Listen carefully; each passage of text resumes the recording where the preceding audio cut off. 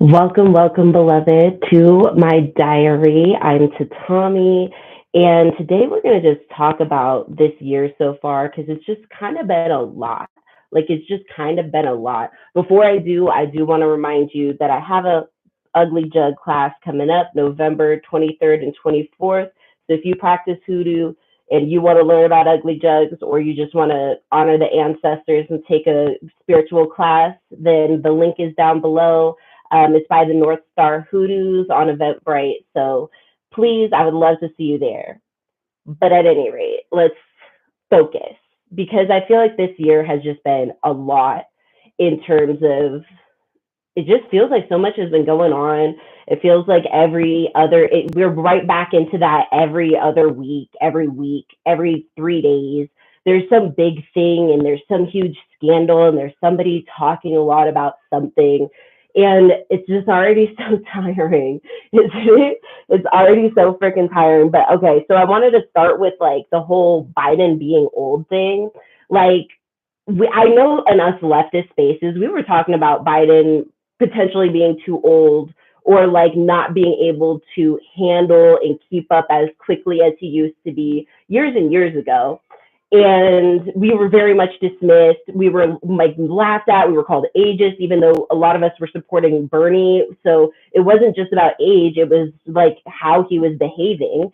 And it's really boggling when you look back at it to think of how much they were really trying to, pass him off as younger, as more capable, as, oh, he's just not able to do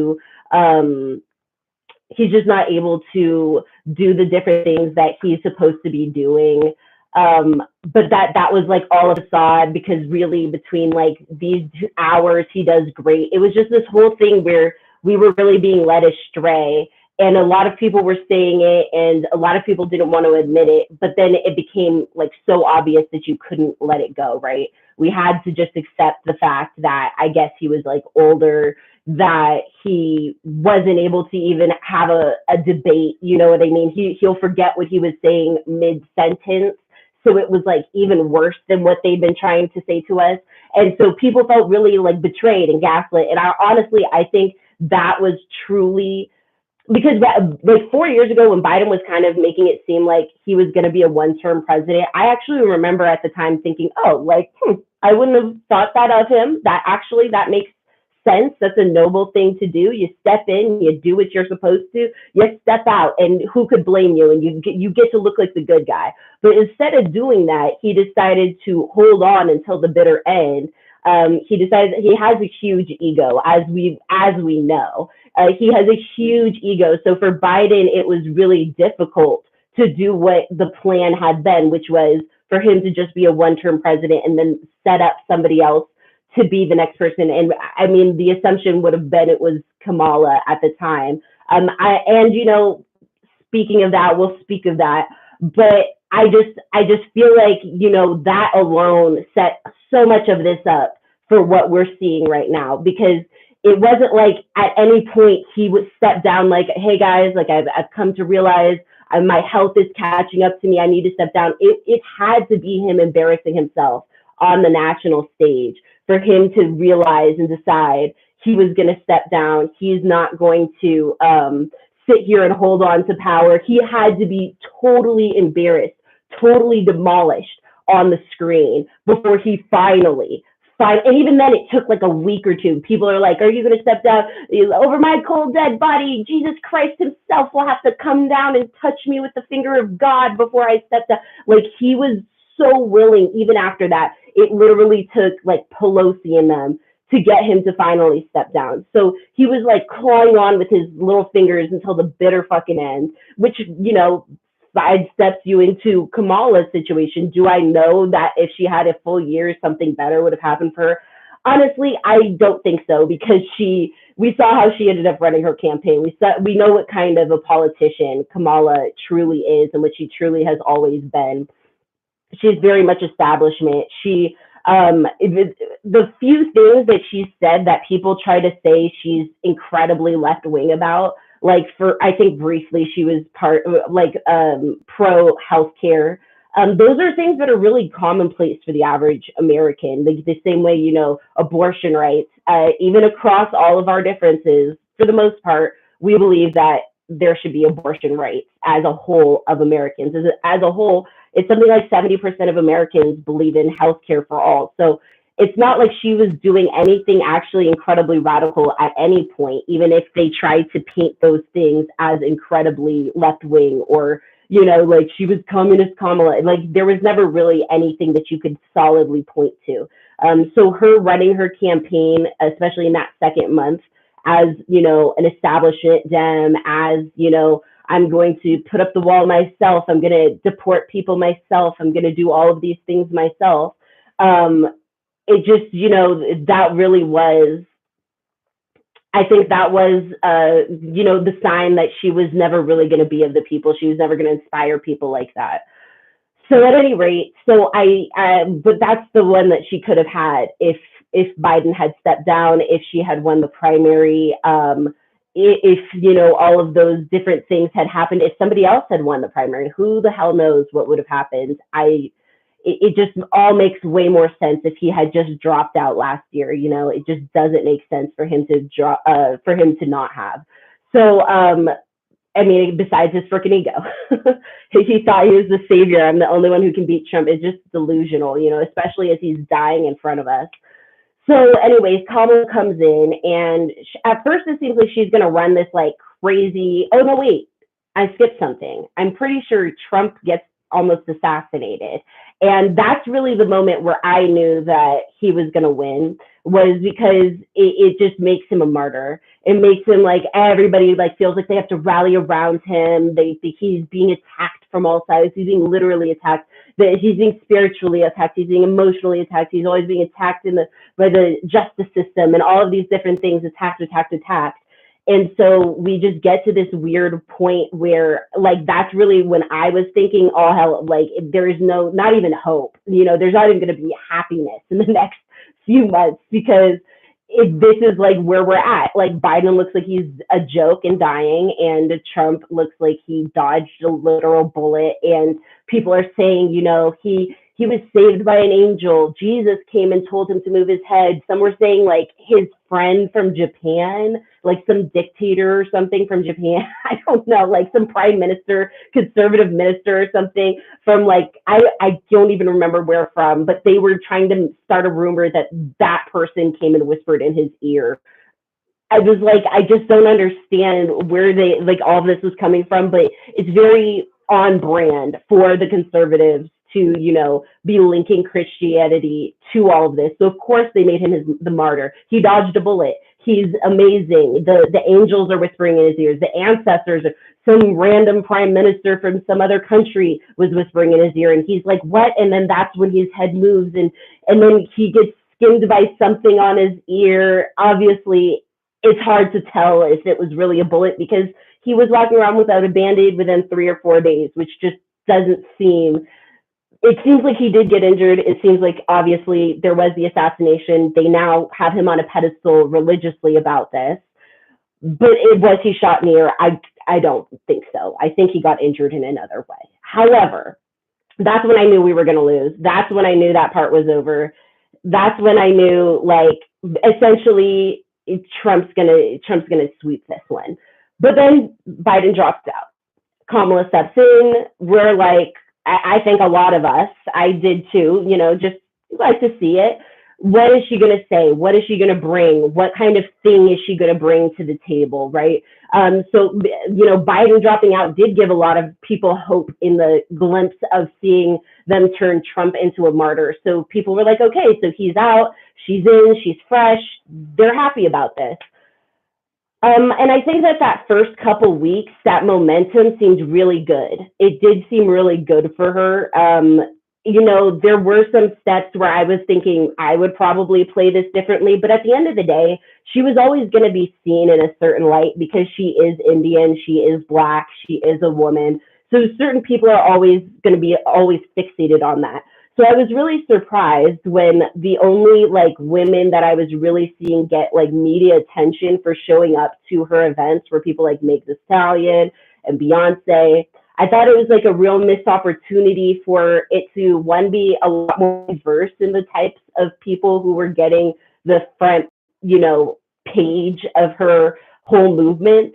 This was an opportunity to bring all types of Asian people, all types of, Latino people, all types of different coalitions and movements. I think it would have been a great opportunity to bring in like leftists and lefty movements and lefty ideals and reach out and to really be a different person than what we've seen from the Democrats, from Biden, from, just the establishment this whole time. Because, like, it's been proven that there can be some sort of grassroots movements and that this can be reached out. We can connect together the same way the right seems to always be able to reach out to their third parties. It never seems to be that big of an issue for them to reach out in some ways, them to extend an olive branch. But we don't even get really that pretense, right? We get so much vitriol. And that was something else that I was noticing around this time is it was very much, vote blue no matter who. Now get back in line. They've done it. You wanted him gone. He's gone. Now everybody, and they immediately started the attacks on Green Party. They immediately start the attacks on like socialist, communist deals. And it's alienating, but it was also kind of at that time, there was still a chance that maybe Kamala would have something to say. But the first month and the second month of her running, which isn't a lot, I just have to say that Biden really set her up for failure. I think he should have dropped out immediately. I think he kept in like another week or two before he officially dropped out. It was very strange. But I mean, I just don't think she had much time to work with and much time to make any mistakes, of which she did, because immediately she started rolling out like the Cheneys, she started rolling out Republicans.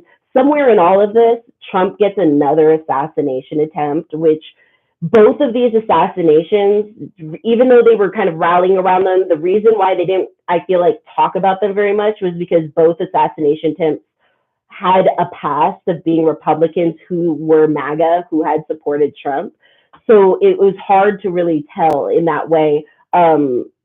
It just feels like nobody really took it as seriously. But then maybe also that's because we've become so desensitized to gun violence, to people just killing each other and going, ham on each other at this point. So, but at that point, they're doubling down because he's been attempted a second time.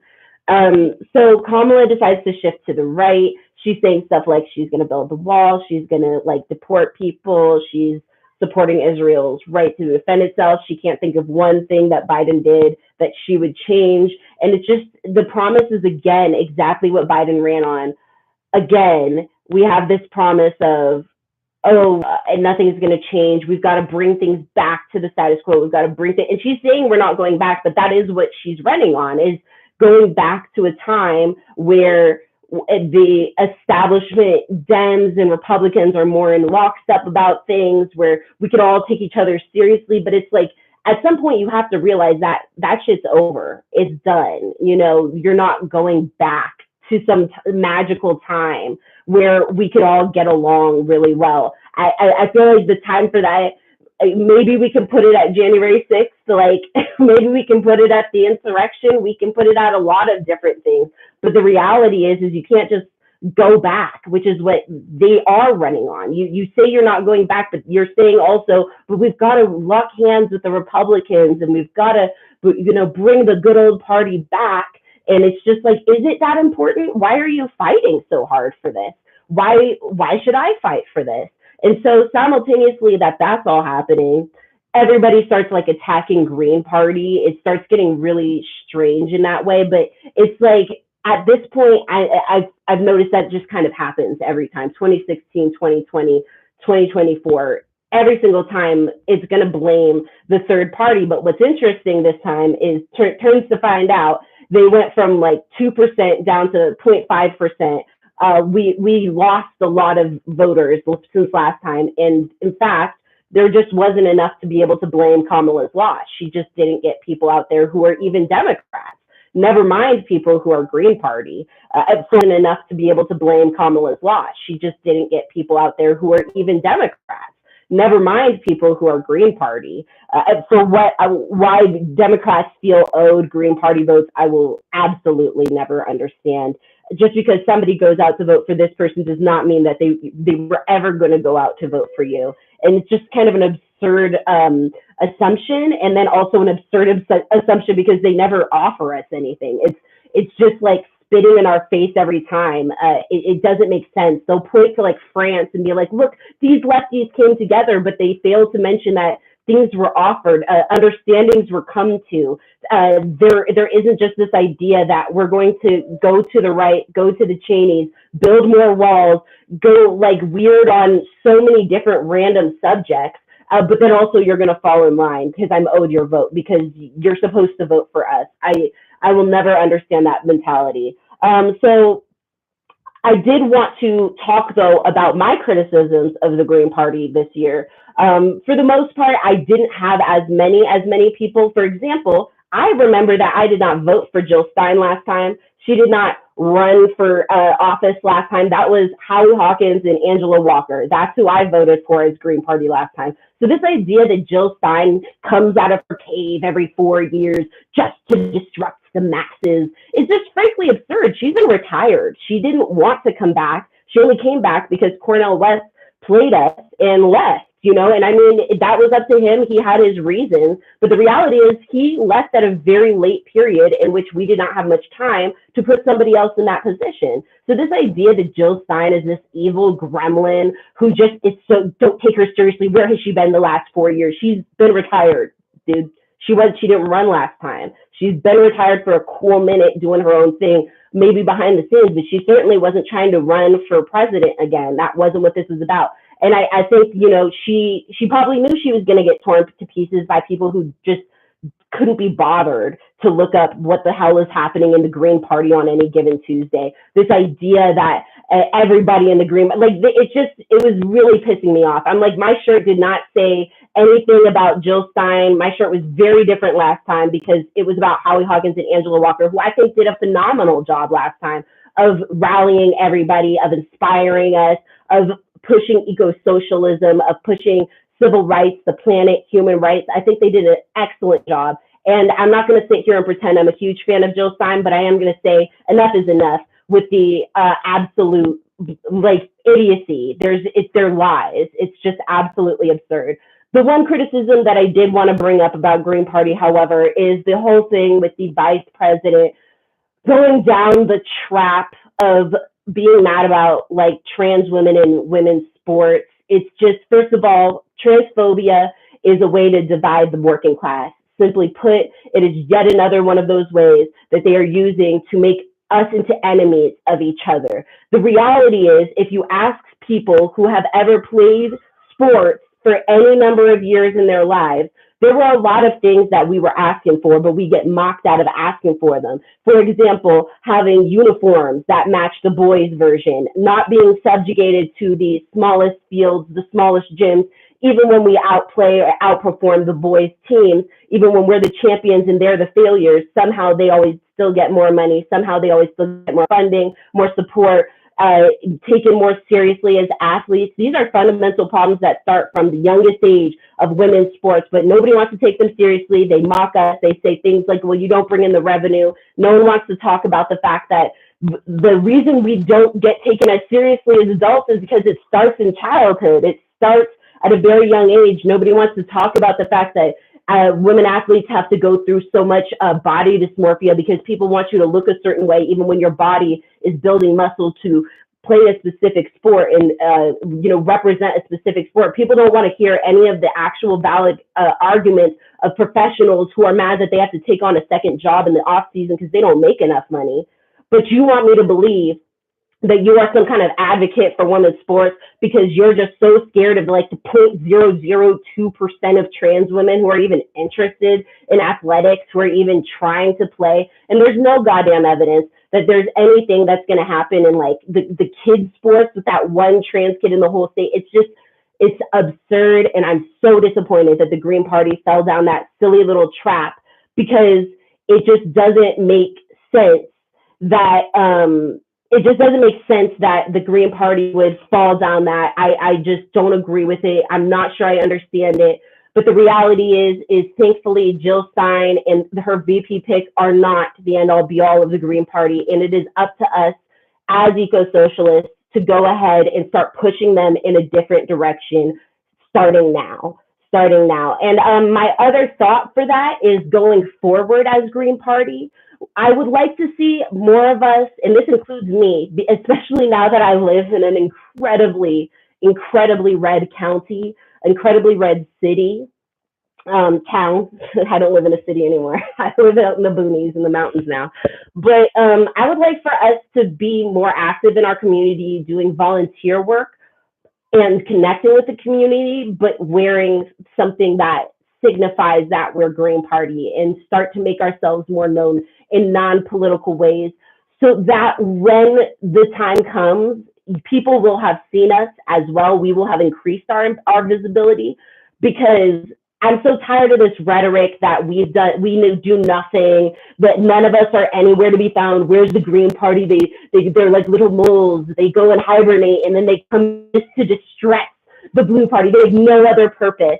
And you know we have so many other purposes. You know, as a leftist, even if you're not Green Party, even if you're, any Socialist Party, any of the other parties, you know damn well we have so many things that we are interested in, that we are supportive of. There are so many different ways that we participate, but we are usually not participating in a way that shows that we are green. People assume we are blue. People assume that we are Democrats. People assume we're centrists or whatever, often because it's safer for us. I'm not advocating for us to not be safe, but I am saying that when we can, it would be nice for us to start representing in some way, so that people know that we are here, that we were doing something, that we've been there this whole time. We didn't disappear for 4 years. That's not a reality. That didn't happen. So at any rate, oh, Sarah, I'm so sorry. I'm sorry that people are giving you the silent treatment, because the reality is there's statistically no way that it was your fault that Kamala lost. It's statistically impossible. They've gone through each state. There is no state where if you had given the green votes to Kamala, no swing state where if you'd given the green votes to Kamala, she would have won more than 1 to 2 counties. She would never have won those states. She was never going to win. She was still 4 million behind when you add all of our votes into there. Even if I add the socialist votes, I'm almost 1,000% certain it would be the same thing, because she lost by a landslide. That is the reality. The Blue Party can blame all sorts of people. I'm so sorry your family is giving you the silent treatment over deciding that you were going to vote for what you believed in or not vote for what you didn't believe in. But the reality is that is pure cope.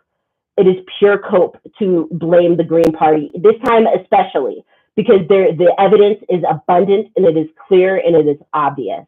There is no physical way that we impacted Kamala's election to the point she lost. She lost because, and this is the reality, Trump didn't gain very, very much. He, in fact, lost votes. She lost like 10 million votes. She lost like 7 million votes. Like, a bunch of people did not come out for her and for the Democratic Party. And there's a lot of reasons why that could be. It could be like what I was saying. She was reaching out to Republicans really hard. She didn't reach out to anybody leftist. Like, it was just, she wouldn't let anybody from Palestine speak. She wouldn't let anybody, from any sort of actual leftist movement speak. It was just everybody who was already in line was allowed to party with each other for a straight month. And then everybody who, then they tried their best to reach out to the few people who don't like Trump and are willing to not vote for him. But the reality is a lot of our Americans, fellow Americans, do not vote like we do, with this idea of healthcare will help all of us. Education will help all of us. I mean, imagine a healthy populace who's well educated and they're not hungry when they go to sleep, and they know that there's social housing, so they're not going to sleep on the street, and they can focus on these basic things. Like, yeah, they're not going to have amazing housing, but it's going to be theirs and it's going to be something that's available to them. They're not thinking like that. They're thinking like, fuck you, I want to get mine. And so they're thinking, yeah, so what? You might die, however, and oh, so you're scared because your health care might get taken away because this, that, the third. Well, I'm concerned about the price of eggs. and I'm concerned about paying for this thing for myself, for my kids, or for this other thing. So it's like the reality is a lot of the country either hates you or is apathetic. You know what I mean? That's why they voted the way they did, and it's hard to come to that conclusion. It's easier to, blame Jill Stein or blame a non-voter, or blame this, blame that. But the reality is there's people who literally deliberately got up and they went out there and they voted to harm you to help themselves. And that's really where our country has gotten to. And it's hard to get to that, point. And it's disappointing inside, to realize that you maybe didn't reach out the right way or you didn't say the right thing. But yeah, I do agree with you that the anger is misdirected. And thank you. I did my hair earlier today and I did my makeup, and then I was like, don't go to bed, don't waste this. Let's go on and let's talk, because I've been meaning to talk to y'all. So thank you for noticing that I tried today. I appreciate you. I appreciate you too, Andrea. Thank you guys for being here. And Daniel, thank you. All right, let me see if I had anything else on my list before I leave, because I have to go make some food. All right. Well, I think that was it. I just really want to see us. I really want to see us come together. I really want to see us create community. I know a lot of us have been deciding, and this has happened in almost every community I've been in that's left leaning. The Black women are saying they want to kind of do their own thing now. Leftists are kind of like, all right, I'm backing up. You guys do your own thing now. I've seen it in like different like women's spaces. A lot of women are stepping back. They're like, all right, that's how you feel. That's how you feel.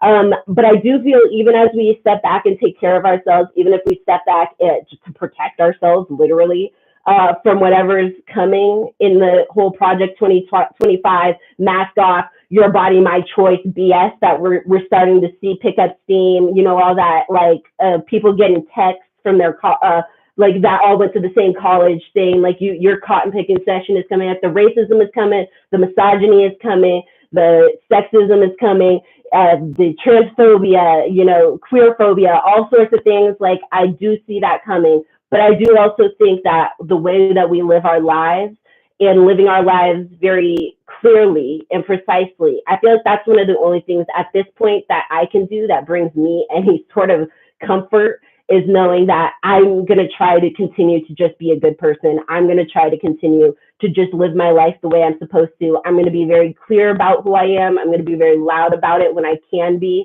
But at the end of the day, that's really all we can do. It's about to be rough, y'all. So I just suggest self-care, because it's worrisome. It really is.